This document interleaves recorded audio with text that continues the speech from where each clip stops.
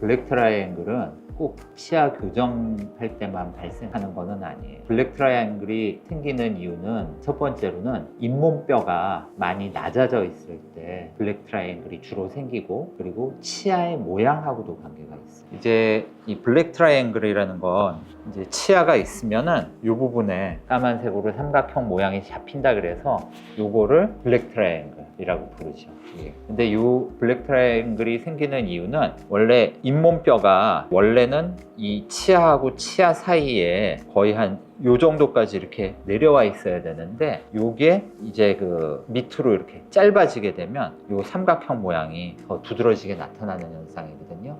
그렇다 보니까 교정 치료를 했을 때 왜 블랙 트라이앵글이 생기냐 하면, 교정 치료를 하시는 많은 분들은 치아들이 비뚤어져 있는 경우에 교정 치료들을 하시잖아요. 근데 이제 그 비뚤어져 있는 치아들은 치아가 겹쳐 있기 때문에 뼈가 높이 자체가 이제 이 치아를 펴고 나면 원래 뭐 이만큼까지 내려가 있어야 된다고 생각했던 뼈들이 요만큼밖에 차지를 못하는 경우들이 있어요. 그러면은 여기에 블랙 트라이앵글이 생기는 거예요. 그렇기 때문에 모자란 뼈 때문에 생기는 현상이라고 이렇게 얘기를 할 수가 있고, 이거는 뭐 이제 치료를 하는 원리가 이 잇몸 뼈부터 치아가 접촉하는 점에 이 거리 자체가 5mm 이상이 되게 되면 블랙 트라이앵글이 눈에 띄게 보이기 시작을 하거든요. 치료를 하는 방법은 그 거리를 어떻게 줄여주느냐에 관한 게 블랙 트라이앵글의 치료 방법이 되겠죠. 그래서 두 가지 방법이 대표적으로 있는데, 한 가지는 치아의 이 접촉면을 올려주는 방법, 근데 한 가지는 치아를 삭제를 해서 치아가 좀 더 낮은 쪽에서 이렇게 닿을 수 있게 만들어주는 방법.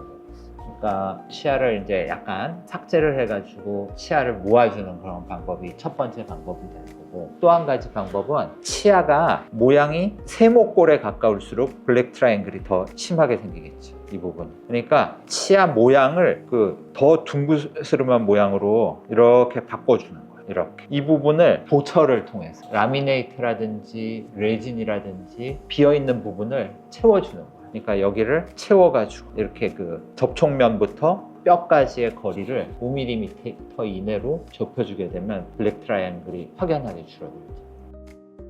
이건 뭐 이제 사람마다 사실은 틀리죠. 사람마다 틀리고, 이 인공물을 이렇게 볼록하게 만들어주게 되면 원래 치아나 이런 부분들은 이제 매끈한 모양이 되면서 자정작용이 생기게 되는데, 이를 뭔가 이렇게 덧붙여 넣게 되면 자정작용이 떨어질 수밖에 없어요. 그러다 보니까 그쪽에 이제 염증이 사실은 생길 수도 있고 그렇거든요. 그래서 단기간에 빨리 이렇게 블랙 트라이앵글을 개선시키고 하는 분들은 뭐 라미네이트라든지 아니면 이를 씌우는 방법 쪽으로 가셔야 되고, 시간 여유가 뭐 이제 한 서너 달 이상 정도 있으신 분들은 제가 말씀드렸던 그 치아를 약간 삭제를 해서 이 부분을 모으는 방법으로 또 치료를 하실 수가 있어요.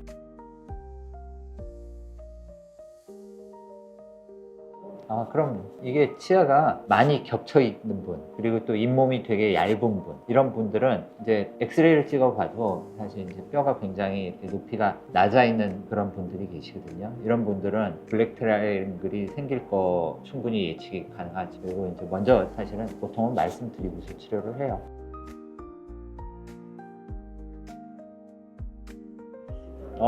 그래서 그 첫 번째 방법으로 말씀드렸던 치아를 다듬어서 이제 접촉면 자체를 잇몸 쪽으로 그 올리는 그 방법을 계획을 일단은 하고요. 그걸 말씀드리고, 블랙 트라이앵글이 생길 가능성이 많기 때문에 이 다듬는 거를 치간 삭제라고 하는데, 치간 삭제를 같이 병행을 할 거다, 이렇게 말씀을 드리고 이제 보통 진행을 하죠.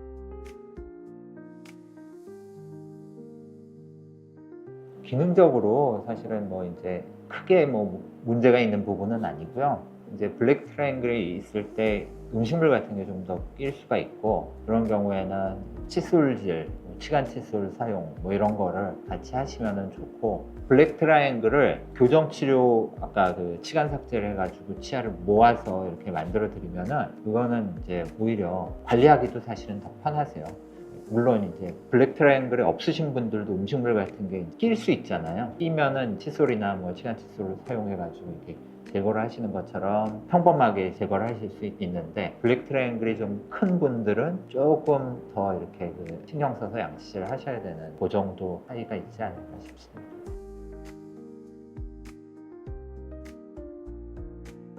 치아들이 겹쳐 있을 때, 치아를 폈을 때 이제 생긴다고 말씀을 드렸잖아요. 근데 청소년기, 성장기 친구들은 잇몸뼈가 제가 생각할 때는 약간 더 재생이라든지 이런 게 원활하기 때문에 이제 덜 생겨요. 훨씬 덜 생겨요. 근데 대략 뭐 한 5세 정도 넘어가기 시작하면 뼈가 다시 생기지가 않거든요. 그냥 이제 주변에 있는 치아하고 치아를 사실은 이제 잇몸뼈들이 받치고 있죠. 그 받치고 있는 뼈를 주변에 있는 치아들이랑 나눠 쓴다고 생각을 하시면 돼요.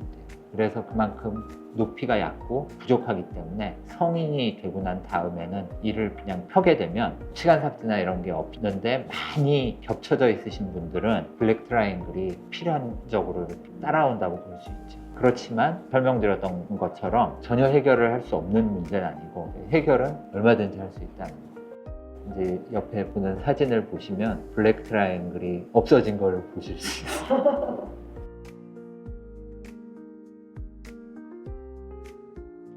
그렇죠. 블랙 트라이앵글은 나이가 먹을수록 커질 가능성이 많은 게, 이 어르신들 보면은 이제 치아도 길고 블랙 트라이앵글도 굉장히 많잖아요. 그만큼 잇몸이 내려앉았기 때문에 이제 그만큼 치아의 그 앞니의 접촉면과 잇몸뼈의 끝부분이 거리가 멀어지기 때문에 그만큼 받치고 있는 잇몸뼈가 짧아져서 생기는 거라, 관리를 잘 못하시고 양치질이 잘 안 되시는 분들은 치아들도 길어지기도 하지만 블랙 트라이앵글도 더 커진다고 보시면 돼요. 근데 이제 보면 관리를 못 하시는 분들 중에 너무 잇몸이 상태가 안 좋고 부어 있어서 블랙 트라이앵글이 막히기도 해요. 염증으로. 근데 그분들은 이제 그러면은 사실은 계속 잇몸은 더 나빠지는 거고, 이도 많이 흔들리실 수 있고 그렇겠죠. 그래서 그 전에 스케일링이나 잇몸 치료를 받으셔야 되는 분들이죠. 그 받으시고 나면 잇몸의 염증이 싹 가라앉고 나면 블랙 트라이앵글이 아주 눈에 두드러지게 보일 수가 있어요. 뭐 이제 저런 분들도 계세요. 스케일링 받고 난 다음에 이 사이가 벌어졌어요. 그게 이제 치석으로 치아 사이가 막혀 있어서 그 부분이 안 보였던 건데, 그걸 떼고 나니까 블랙 트라이앵글이 보이게 되는 그런 현상을 이제 그렇게 생각들을 하시는 거죠. 근데 치아가 그렇게 뚫려 있는 게 치아 건강에 훨씬 좋은 겁니다. 이제 그 상태로 이렇게 관리를 잘 하셔가지고 막으시는 게 사실은 최선이고요.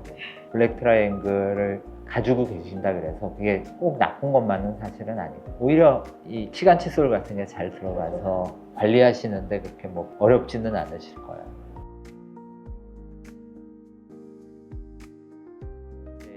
과하게 생긴 하신다는 말씀은 오히려 이제 너무 세게 하거나 너무 심하게 했을 때는 잇몸에 염증이 생길 수도 있겠죠. 과도한 자극은 또 이제 잇몸에 염증을 유발을 하실 수 있거든요. 근데 이제 일반적으로 잇몸은 적당한 자극에는 굳은 살 같은 게 생기는 거예요. 각화가 된다고 표현을 하는데, 이제 굳은 살 같은 게 잇몸에도 생기거든요. 그래서 어느 정도의 치간 칫솔 사용하는 거나 칫솔질에는 오히려 잇몸이 단단해지고, 보통 선홍색의 코럴 핑크라고 표현하는 그런 색깔의 잇몸 상태이신 분들은 이제 그 정도로 계속 치간 칫솔을 사용하시는 건 괜찮은데, 이제 너무 이렇게 과하거나 크거나 뭐 이런 자극이 심하게 되면 이게 색이 빨간색으로 이렇게 바뀔 수 있죠. 그냥 그 염증이 있거나 치석이 있는 상태에서도 잇몸이 빨간색이 돼서 이렇게 건드리기만 해도 피가 나고, 그런 상태가 되시면 안 되죠. 아프지 않은 정도 적당하게 이렇게 치간 칫솔 사용을 하시면 충분히 건강한 잇몸 유지하실 수 있을 겁니다.